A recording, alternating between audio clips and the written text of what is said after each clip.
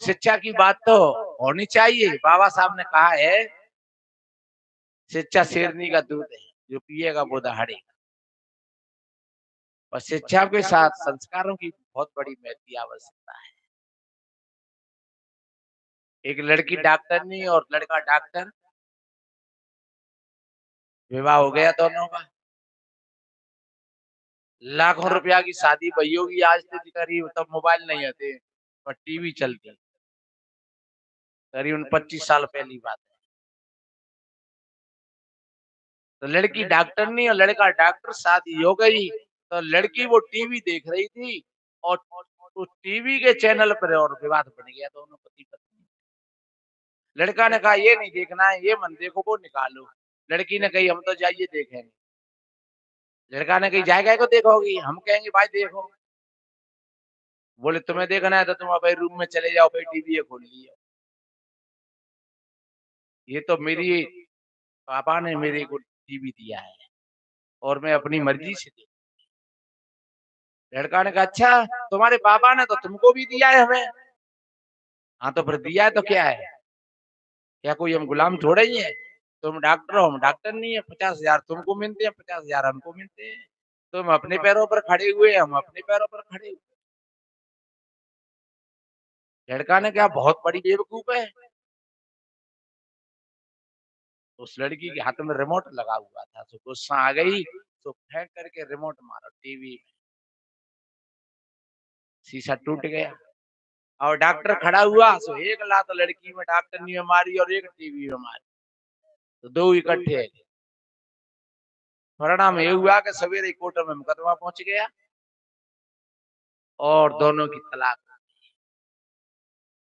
कितने कागज बिगाड़े सरकार के।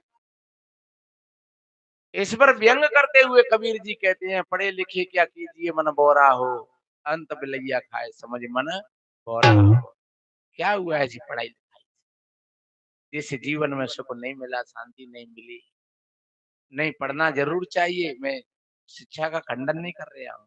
पढ़ना जरूर चाहिए, लेकिन शिक्षा और संस्कार जब दोनों, जब पक्षी के जब दोनों पंख मजबूत होते हैं तो वो आकाश में खुली यात्रा करते हैं। और एक पंख को टूटो हो तो उड़ेगा वो।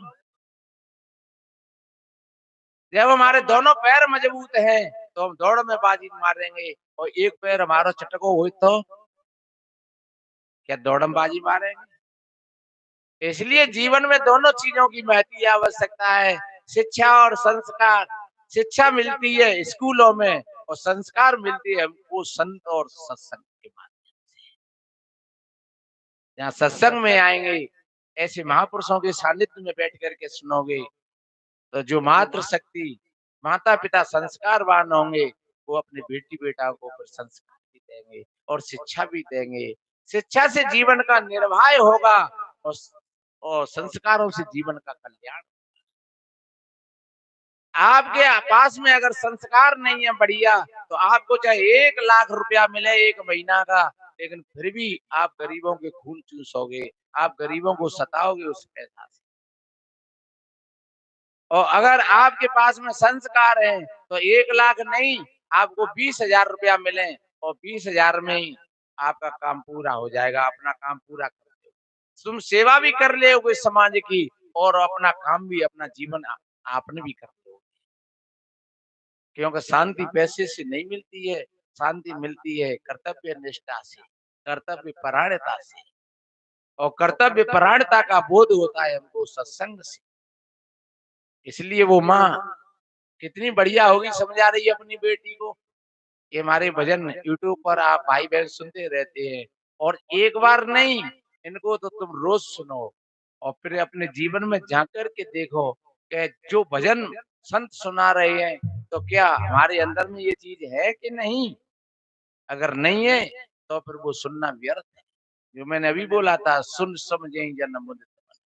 सुनो और समझो। देखिए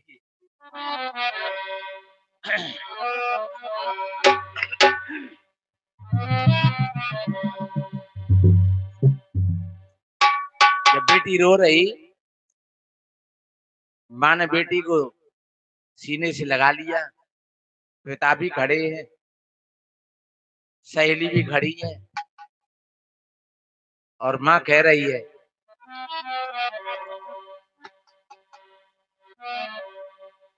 ओ मोरी लाडू।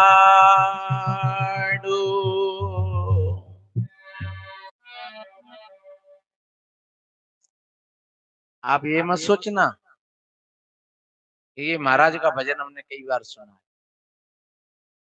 ये भजनों को तो रोज सुनो। और एक बात बताएं, आप रोज स्नान करते हो तो क्या अलग से पानी लाते हैं? तो वही पानी होता है। आप भोजन पाते हो तो रोज रोज वही गेहूं और चावल खाते हैं कि कुछ और खाते हैं? आप सोते हैं, तुम सोचो रे कल जय घाट पे कल सोई तो अब आज तो दूसरी होनी चाहिए। अरे जय कम्बल कल ओढ़ो हमने तो आज तो दूसरा होना चाहिए। पर ये ध्यान रखो, कल का जो भोजन था वो दाल और रोटी था, और आज भी दाल और रोटी है, लेकिन कल का भोजन कुछ और था और आज का भोजन कुछ और है। भले ही वो गेहूं के फुलका थे और दाल थी, कल भी सूर्य निकला था और आज भी निकला है, लेकिन कल का कुछ और था और आज का कुछ और। कल भी हम सोए थे, खाट यही थी, बिस्तर यही था, लेकिन कल की नींद कुछ और थी और आज की नींद कुछ और है। इसलिए मेरे बहन भाइयों, कल भी सुना होगा आपने, लेकिन कल का कुछ और होगा और आज का कुछ और होगा। आप विचार करोगे तो ये पता चलेगा। रामायण वही है, गीता वही है, बीजक वही है, वेद वही है, हजारों वर्षों से चले आ रहे हैं और सुनते चले आ रहे हैं। सज्जन हो, अगर आपने सुन करके अपने जीवन में धारण कर लिया तो सुन लिया आपने, और अगर सुन करके यहीं पर चले गए तो जीवन बीत गया सुनते सुनते। पढ़ पढ़ के पत्थर भये, गुन गुन के भये ईंट, और तुलसी आत्म ज्ञान की परी ने ये कहू छींट। आपने खूब सुने, रोज सत्संग सुने, लेकिन आपके भीतर में कोई अनुभूति नहीं हुई, तो आपका हृदय ईंट और पत्थरों की भांति हो। इसलिए माँ कह रही, बेटा कितनी मीठी वाणी है,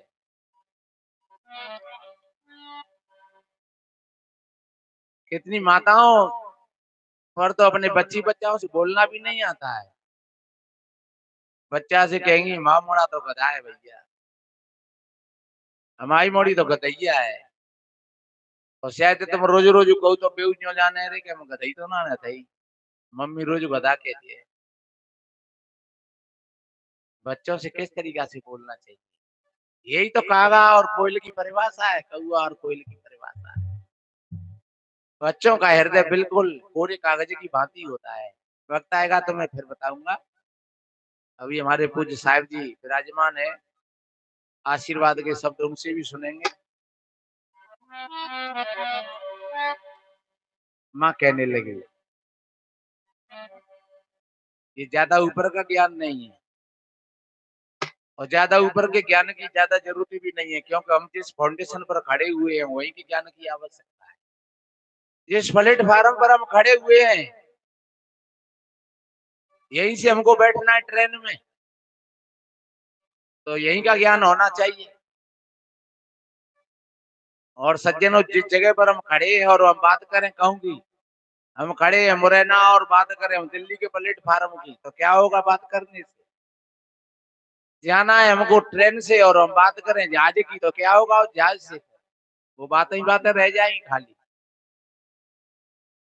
इसलिए माँ कहने लगी, बेटा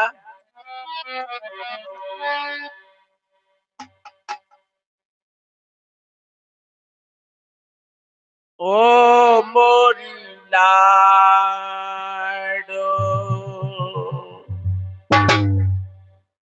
धीरज धारो, गहो पिया को हार,